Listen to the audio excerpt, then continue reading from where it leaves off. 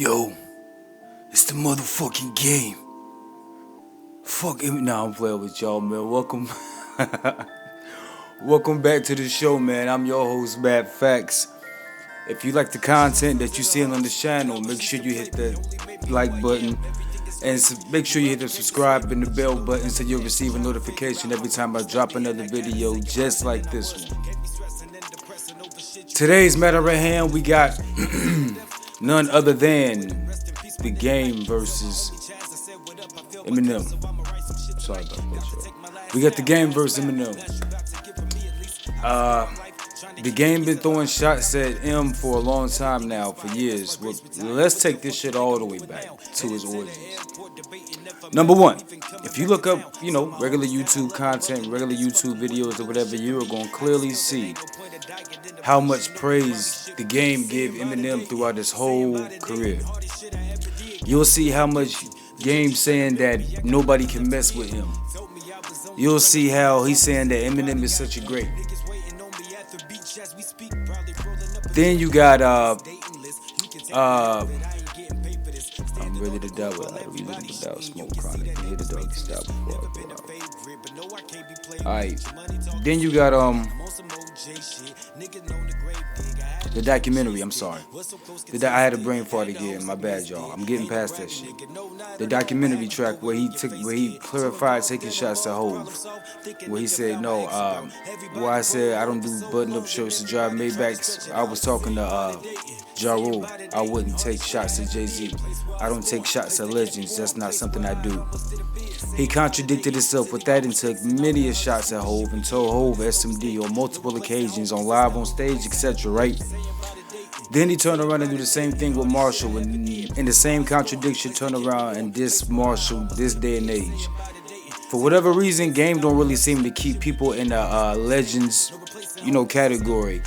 He been around so long now with his little 20 plus years. I guess now he really feel like he really can't contend with the people that we consider the greats. But it's like, if these are the people that we all consider the greats and the people you looked up to when you was coming into the game, right? What's the point of going against him? Like, you would think now, if anything, at the state of his career, the game would be calling for a M feature or trying his best to get a whole feature to get into them Rock Nation parties or something. Because the game with Rock Nation back can sound dope as fuck to me. I don't care what nobody said. Imagine the game being on Rock Nation right now, as in the managing backing that Meek Mill just had, because we all know Meek just left. So, and I didn't get to cover that, my bad. I'm behind on the news, I'm behind on everything going on right now, trying to catch up and give it to you. Pause. So, yeah, Game is like he burned so many bridges, even though he had got back cool with Dre. It's the footage of him and 50 in the club, they squashing they shit, they dapping it up. He'll go back against these people that helped him get to where he is. Like, Game is really willing to destroy the foundation that got him where he is. And it was almost his self-destruction. Like, through the grace of God, some way, somehow, Game is still here right now. How the fuck, I don't know. But Game, through all his beefs, through all going at Interscope, going at shit, aftermath on occasion, the 50 incident now to him. It's like Game has proven to be a cockroach and he can survive any wave of this hip hop shit. Game is going to survive it. He's shown and proved that. He's shown he's more than ready when it comes to lyrical warfare. He is equipped as a battle rapper to go in on somebody. We all heard 300 bars running, etc. So, with all that being said, now he has made it his point to take shots at Eminem, starting with his Drink Champs interview earlier this year. I was in Florida watching that shit and I was amazed, like, dude is wilding the fuck out. It was an entertaining, dope ass episode as normal, as always is. And Game is a polarizing, entertaining figure. But at some point, Game need to know where to draw the line, man. It's like, for his age, for his longevity, as long as he been here, a lot of his shit come out as exactly what it is, which is clout chasing. Like, at this point in his career, Game shouldn't be doing a lot of shit that he be doing, saying a lot of the shit that he's saying he shouldn't be saying as well. And I noticed earlier in the No Jumper interview, he was saying, like, what the fuck motherfuckers doing saying what I need to be doing, what I don't need to be doing. Well, Game, that's because real consumers, real hip-hop fans, motherfuckers who take take this shit serious, we hold you to a higher standard, game. That's the reason motherfuckers saying what you should and shouldn't be doing. And that go along the lines with dissing Marshall. You shouldn't be dissing Marshall. There's no point of you dissing Marshall. I already did the analytic video of the Eminem hate. I already got that, like, you know, chronologically in my head. Getting ready to drop something on that too. It's gonna be like a whole little segment on the Eminem hate and why he don't get his respect or his credit.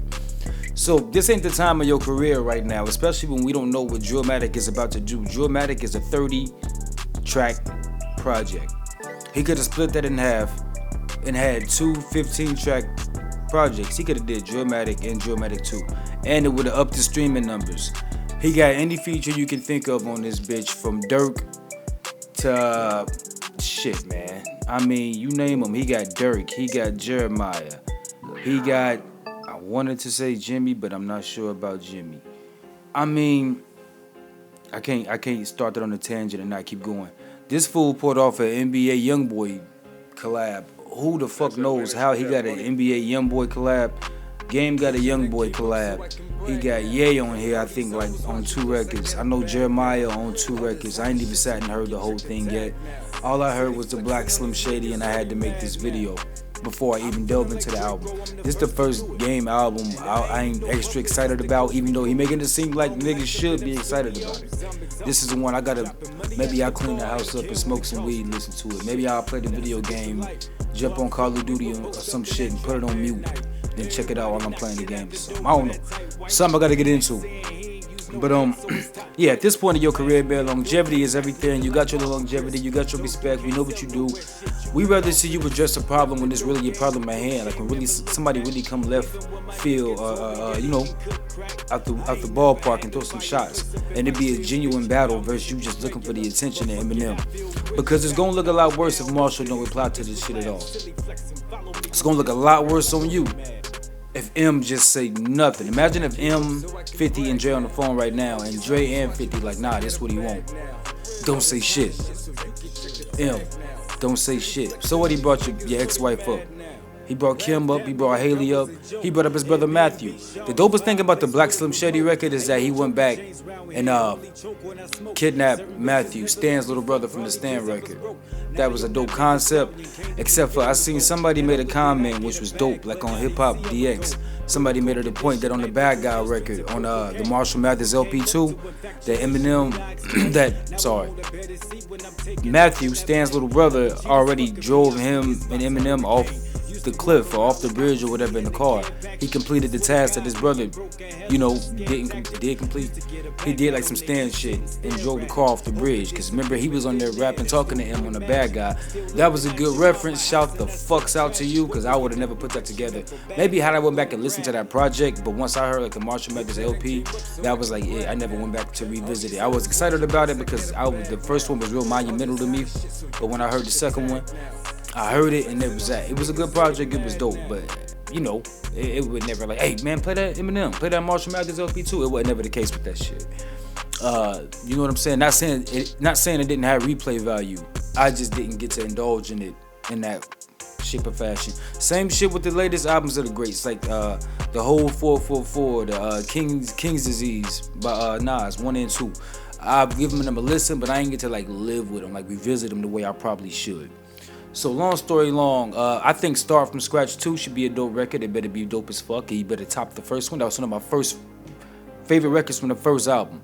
So hopefully he did this one justice. I'm going to check that one out soon. I want to hit that one like first, to be honest with you. But I had to give y'all my take on the Black Slim Shady, man.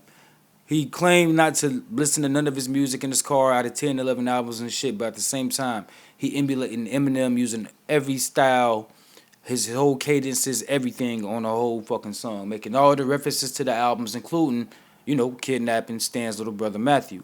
So I don't know how you never listened to these albums when you seem to know a lot about them. Like, I don't think you looked up Wikipedia or fucking Googled this information game. Sorry, Chuck. That's all I got for y'all today, man, at least for this segment. I'm about to put some more work in to drop some more content for y'all. Again, make sure you hit that like button, that subscribe button. And make sure y'all motherfuckers always stay focused, positive, and productive out this motherfucker. I'm Mad Facts. That's all I got for today. Peace.